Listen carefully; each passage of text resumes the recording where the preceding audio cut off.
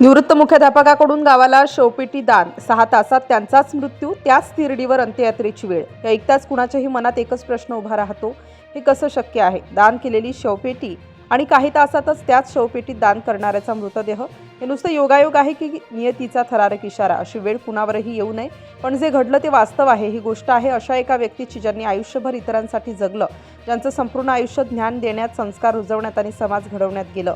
पण त्यांच्या आयुष्याचा शेवट असा असेल याची कुणालाही कल्पना नव्हती.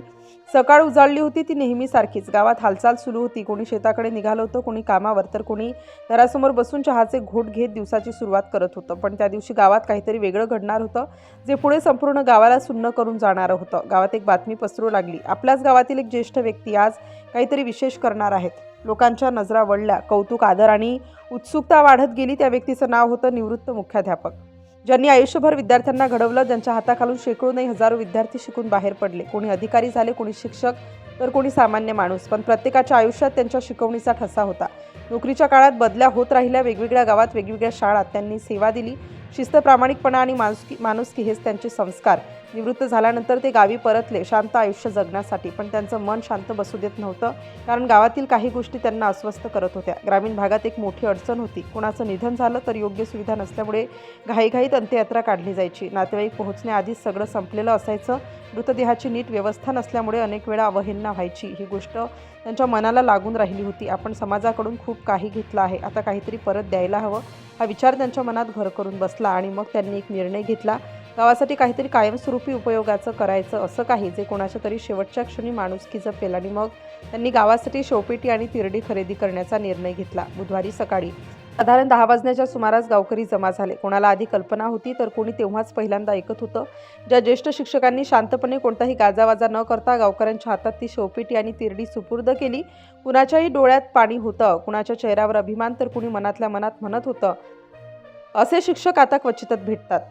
गावातील सोशल मीडिया ग्रुपवर फोटो टाकले गेले, पोस्ट लिहिला गेला. खरं समाजसेवक म्हणजे हे. आयुष्यभर शिकवलं आणि शेवटी समाजाला धडा दिला, की शुभेच्छांचे संदेश येत होते, कौतुकांचा वर्षाव होत होता. सगळं अगदी सकारात्मक आणि आश्वासक, पण नियती काहीतरी वेगळंच लिहून बसली होती.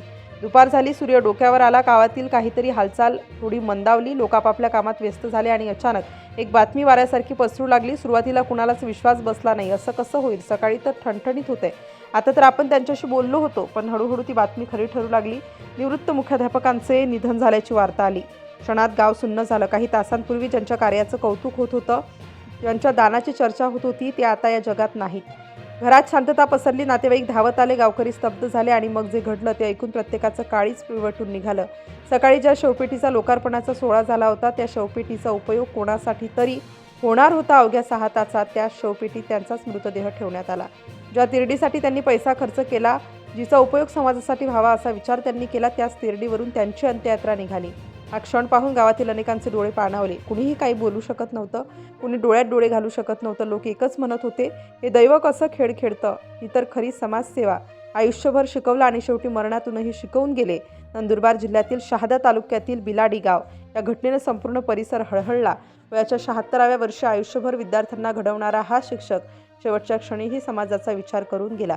आजही गावात त्या घटनेची चर्चा होते. शवपेटी दिसली की लोक थांबतात आणि डोळ्यांसमोर एक चित्र उभं राहतं, दान आणि मृत्यू, सेवा आणि शेवट, आणि नियतीचा अंगावर आणणारा खेळ, अंगावर काटा आणणारा खेळ. खरंच अशी वेळ कुणावरही येऊ नये.